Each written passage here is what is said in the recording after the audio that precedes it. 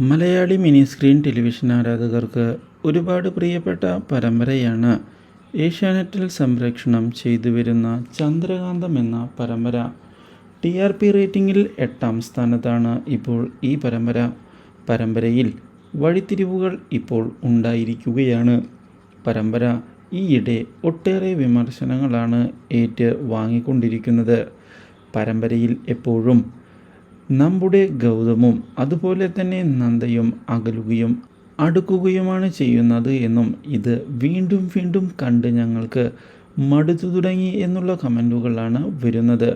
പക്ഷേ ഇതിനിടയിൽ ഒടുവിൽ സത്യങ്ങൾ പുറത്തായിരിക്കുകയാണ്.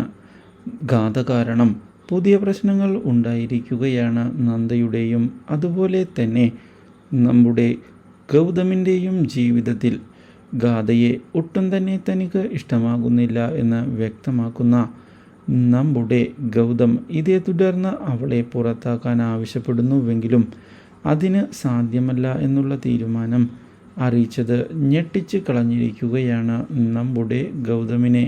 ഇതോടെ ഗൗതമും നന്ദയും തമ്മിൽ പ്രശ്നങ്ങൾ വഷളാവുകയും ഇതേ തുടർന്ന് ഇനിയും ഒന്നിച്ചു പോകാൻ സാധിക്കുകയില്ല എന്നുള്ള കാര്യം അറിയിക്കുകയും ചെയ്യുകയാണ് അവർ.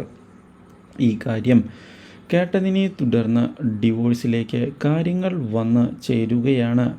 ഈ കാര്യം അറിയുന്ന നമ്മുടെ പിങ്കി വളരെയധികം സന്തോഷിക്കുകയും ചെയ്യുന്നു. Do like, share and subscribe.